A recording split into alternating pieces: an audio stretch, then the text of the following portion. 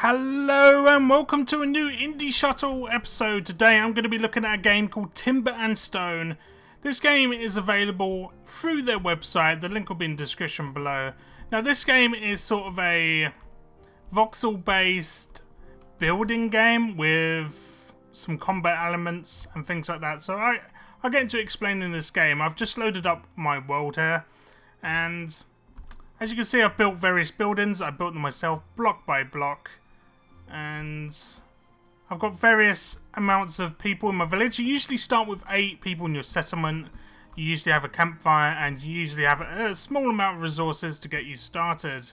Now, I'm going to go through all the different professions each person has. So, you start with 8 people. They all have a set profession.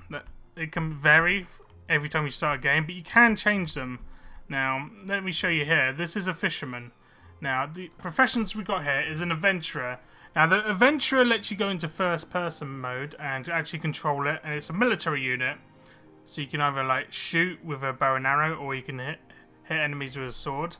You can have a blacksmith. The blacksmith smelts all your ore and actually makes armor and weapons for you.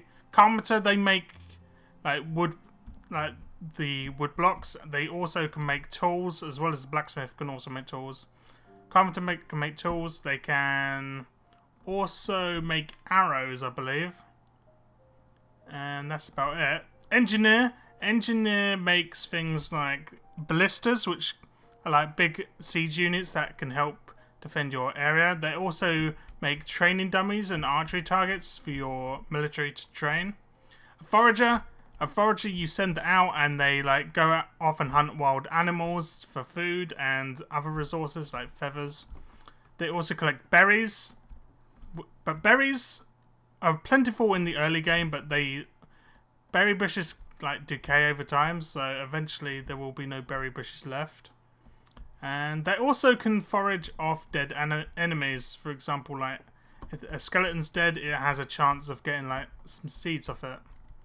Then we've got the normal infantry. They're sort of like melee infantry. They can also have halberds.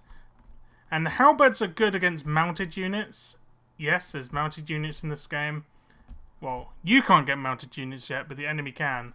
So you probably find goblins on wolfback. And the halberdiers are good against them. The normal melee infantry with just swords are good against other stuff. So stonemason's sort of like the carpenter for stone, just makes loads of stone blocks. Can also make tools. Trader, every now and again you would get from somewhere you would get a merchant come, and a trader is someone that stands in your like town hall, which I explain in a minute, and they do various trades with the merchant before the merchant leaves. Archer is another military unit. These are archers down here. And they are just ranged military units that use bow and arrows. So, what other things have we got to cover here? We've got builders. They build all the stuff. Pretty simple. Fishermen, they fish and they get you food. Farmer, they get you food as well as they can harvest wheat, which is used for feeding animals. Cotton, which is used for making like cloth and some furniture, and flax, which is used for making rope, and also you can make a few other things with flax. So the farmers like farm all the farms pretty much. And you got a herder. Herders herd animals. They get a few resources off the animals as well as feed them. You can slaughter the animals as well as you want. You got miners. They dig the landscape. We've got a load up here. They're just digging away. They get you resources like dirt and stone, as well as these are the people that get you your ore, and they just mine whatever you designate. A tailor, they make cloth and rope for use with other things. And a woodchopper, they cut trees. Simple. So I've looked at all these.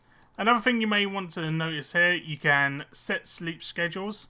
Now, as time goes on, units will get fatigued, and the more fatigued they get, the more exhausted they get and the less productive they are at work. So you probably want to schedule 3 or 4 slots a day for them to sleep in.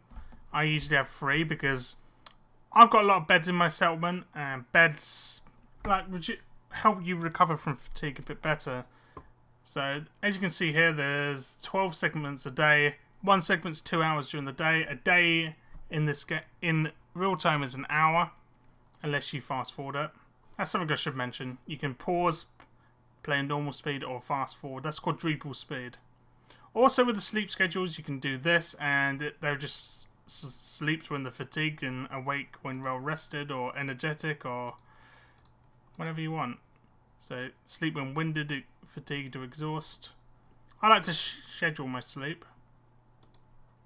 Equipment. Let's talk about equipment here. Now you have an equipment menu. Most units will just equip like a miner will equip a pickaxe. A builder will equip a ladder and a hammer. But military units also has a helmet, a chestplate, and boots. Now there's different varieties of levels of armor. Steel is the best. There's also iron, there's bronze, and I believe there's copper armor as well. Copper's the weakest. I think bronze is the second weakest, then iron, then steel, or the bronze and the iron could be the other way around. I can't remember. Also the same with tools. Any tools or arrows, they go in. They can be bronze, steel, iron, etc. And you can also have flaming arrows, because why not? So let's have a look through my resources menu now, and you may notice on the left here we're tracking resources. You can track whatever you want. You click on something and track resource, and it will go on the left here. It's really nice to keep track what you got. So your raw materials in this game, you got food, which you need for people to eat, and if you run out of food, people will start starving and dying.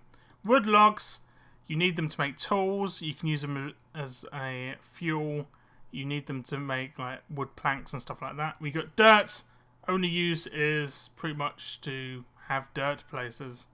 Raw stone, this can be made into a variety of things in here.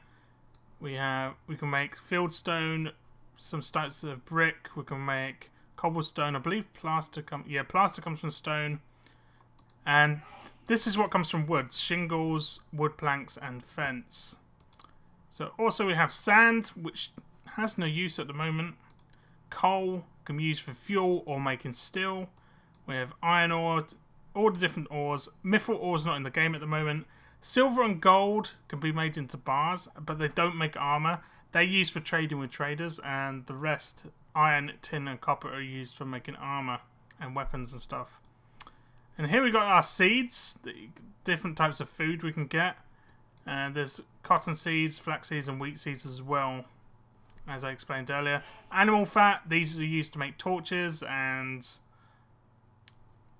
like used for fuel for like these lampposts and stuff. Animal hides can be made into leather, which then can be made into rope. Cotton can be made into cloth.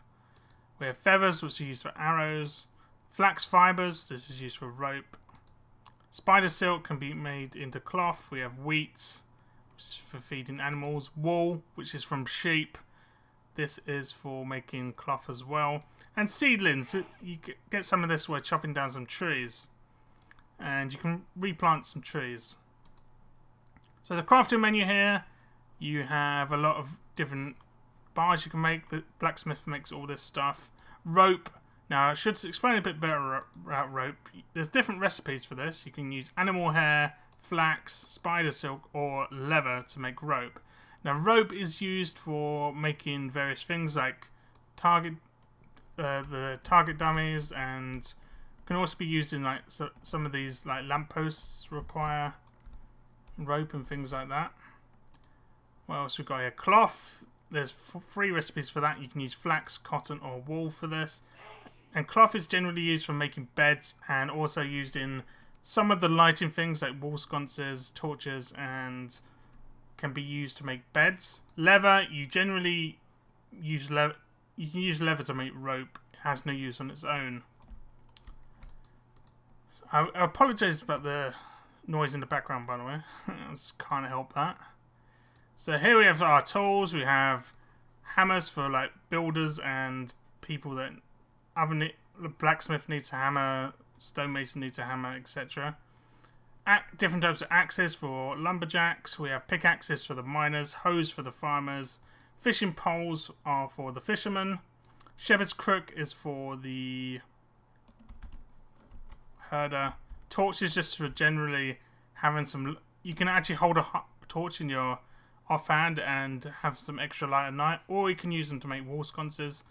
Ladder is for miners and builders to help climb up areas to build and mine. Iron shears is for shearing sheep. And here's some different weapons. We have broadswords, have some bows, we have some arrows, and there's our spears, halberds, and we have ballista bolts for our ballista. And here's our armor. We have infantry can also have shields. And we have both archers and infantry use steel-plated boots. Cuirass is for just normal infantry. Chainmail is for archers. Great helms and plate helms are for infantry. Coifs are for archers. And that's pretty much it from the resource menu there. Probably should just let the game play out a bit and show you what goes on when you press play. See, people are farming away. There's also some different things you can do here. Like, you can actually lower the landscape and view inside things. So if I keep pressing down this button enough, the landscape will be lowered, and you can see inside buildings here. See what's going on. And you can raise it again. Now, a lot of people are sleeping here. Now you can see inside the buildings we've got different like sort of structures and tables and things like that. Also in this game, fire is a thing. Certain enemies set fire to things, and fire is really deadly. You can set fire, or the enemy can set fire to the grass, the trees, to each other. I wouldn't recommend using fire yourself though, just my take on it. Now fire can also burn the shingles on the roof, the wood on the sides, the doors, the floors, burn almost anything. And actually it's quite bugged right now where you can even burn the stone, which is not really nice. So let's have a look at the design menu here. So you can dig mine. So if you select an area here, you left click once and then you drag, and you can use your up and down keys to say if you want all that mined, you can mine that. Of course it won't mine it because it's in the air. And you can also left click again to set an area where mining will happen now. And your miners will get to it eventually. Now to undesignate the area, you want to select the area again. Don't left click a second time. Now you can Alt and Shift and get rid of that. Awesome. So also you have a build menu. You can do the same, but there's actually some different types of building you can do. So left click, here's the building. You can do the up and down thing again. Also if you shift, it will do a straight line. If you do Alt, it will do a box. And if you do Control, it will do like one every other block. So you can do some different building there. I'm going to move on to now looking at farms. Now you pretty much just choose what seed you want and designate an area. So for example, if I wanted a wheat farm here, I could do that. People, as long as you've got enough seeds, people will get around to farming that. Chop, you can designate trees to be chopped, although you can set the lumberjacks to automatically chop nearest trees anyway. So for example, if I wanted this area really chopped, they would come around here and chop this stuff. But of course, I don't really care. I like them to just go out on their own. So what else we got here? We got roads. Now, roads, without roads, you can't actually get new immigrants. Now, roads work. I probably should show you Town Hall first. So first of all, you got the hall. Now the hall is where all your people idle when they're waiting. New people will come in and immigrate to. That's where your merchants will trade and stuff. And what you need a road from one edge of the map into that town hall for any immigrants to turn up. We're about to get a new immigrant, by the way, so I can show you that. So we've got Maud Thompson, a new immigrant. I'll just accept them for now. And you can see we've got a merchant coming as well. See, they follow your roads, which are these yellow things. Design roads. And they follow that from the edge of the map to your town hall. Now, the more connected you are to different sides of the map, for example, I'm connected at the top end here. I built a bridge over the ocean here. And we're connected right across here as well. Now, the more sides you connect to, the more increase of immigrants and merchants you're going to get. So, that covers that. Now, let's have a look at it. Oh, you saw our person come in here? They have, like, traits. There's different traits. Like, overeater is probably a bad trait. They'll eat more food. Disloyal. There's clumsy, which breaks tools often. There's quick. There's actually good traits as well, like quick learner. They level up faster. Things like that. Like bad vision, good vision. So, final menu to look at here is the structure menu. Now, you got your workshops. You need a carpenter bench for the carpentry, so they can actually you can't make wood planks and stuff without it.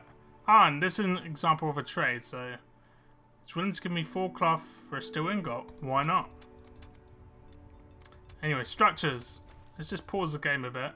So, carpentry bench, your carpenter needs that. A masonry bench is for the stone mason, but the stone mason also needs a stone forge as well to be operated. Now, stone forge is also used by the blacksmith. The blacksmith also needs an anvil. Water barrels are just for decoration right now. And a loom is what a tailor needs to be able to make like rope and cloth and stuff. So that's our workshops. We've got a different variety of doors. You can have a big castle gate. You can have a fence gate. You can have a solid wood door, which is the... Have I got any solid wood doors? Yeah, that one's a solid wood door there. And a wood and iron door, which I've got on my buildings here and there.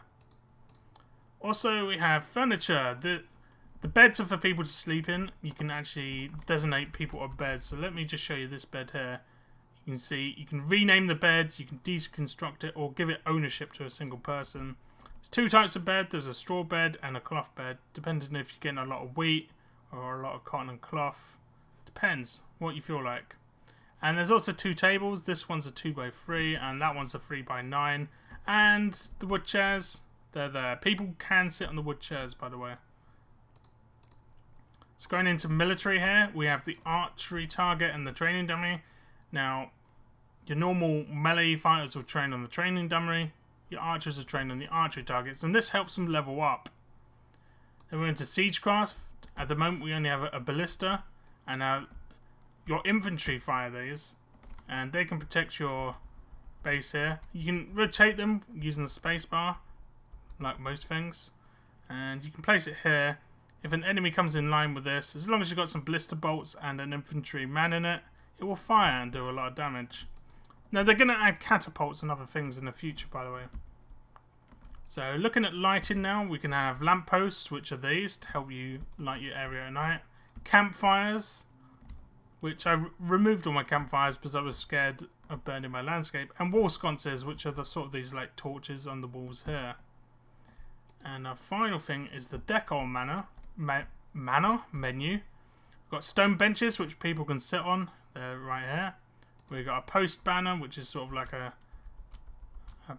well, just a banner. We've got a pennant banner. And we have trees. This is how you plant your new trees from our seedlings. I think I've pretty much covered everything in the game, apart from showing you enemies, which I can't spawn in. But I can tell you now, there's spiders, which sort of dig under the ground. They dig in areas like... Let me see if I can find a spider hole. Yeah, spiders dig down in places like this.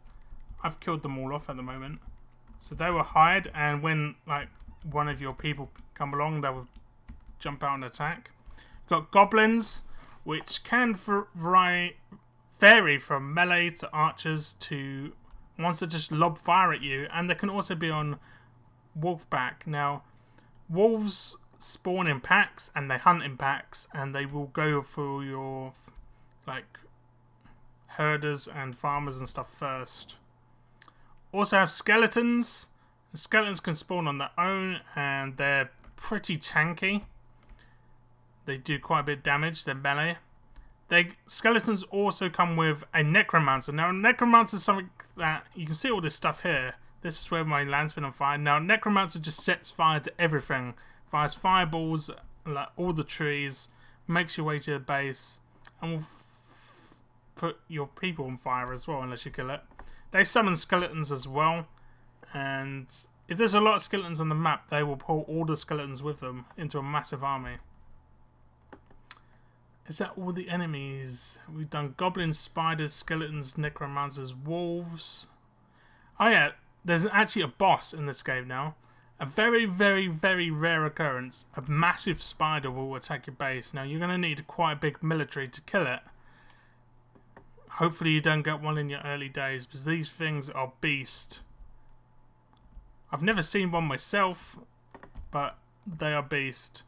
And that's pretty much it for Timber and Stone. It's pretty lengthy description of all the things in the game, but I think I covered it okay.